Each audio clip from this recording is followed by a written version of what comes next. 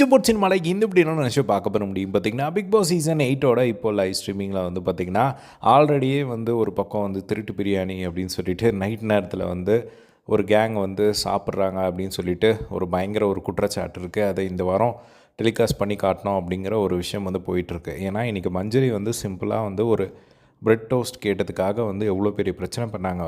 ஆனால் அவங்களே வந்து நைட் எல்லோரும் தூங்கினதுக்கப்புறமா கேங்காக சேர்ந்து அந்த பிரியாணி செஞ்சு சாப்பிட்றது, மற்றது எக் ரைஸ் செஞ்சு சாப்பிட்றது அப்படின்னு சொல்லி சாப்பிட்டுட்டு இருந்தாங்க. இப்படி ஒரு பிரச்சனை போயிட்டுருக்கிறத இந்த தருணத்தில் ஸோ இதில் எல்லாத்துலேயும் இன்வால்வாக இருக்கிற அருண் பிரசாத் இப்போ என்ன பண்ணார் அப்படின்னு பார்த்திங்கன்னா, இப்போது ஒரு திருட்டு தஹீர் அப்படின்னு சொல்லிட்டு ஒரு ட்ரெண்ட் பண்ணிக்கிட்டு இருக்காங்க. ஸோ அதில் வந்து பார்த்திங்கன்னா எங்களுக்கு ஏதாவது ஒரு பால் வேணும் அப்படின்னு சொல்லி கேட்குறாங்க Jacqueline, Soundarya and rayon.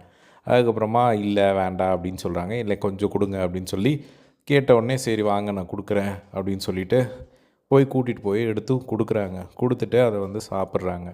So உடனே அதை கொடுத்துட்டு நீ வந்து நல்லா செஃப், இந்த வாரம் ஃபுல்லாக வந்து இந்த குக்கிங்கில் வந்து நல்லா பண்ண அதுக்கான ஒரு பரிசு அப்படிங்கிற மாதிரி அருண் பிரசாத் வந்து இதை கொடுக்குறத வந்து பார்க்க முடியுது. ஸோ இது இந்த மாதிரி ஜஸ்ட் லைக் தட் இப்போ அவங்க கேட்கும்போது ஒரு பிரெட் டோஸ்ட் பண்ணி கொடுத்துருந்தா இப்போ அவ்வளோ பிரச்சனையே வந்திருக்காது. ஸோ இப்போ வந்து என்னாச்சு அப்படின்னு பார்த்திங்கன்னா, இதெல்லாம் முடிஞ்சிருச்சா, அவங்க எல்லாருமே சாப்பிட்டுட்ருக்காங்க, தயிர் எடுத்து சாப்பிட்றாங்க.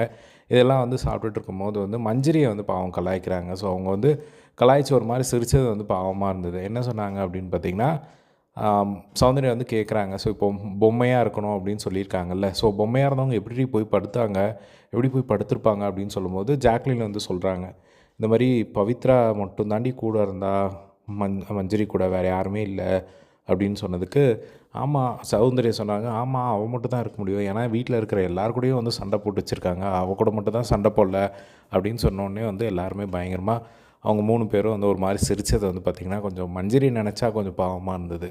அதுக்கப்புறமா வந்து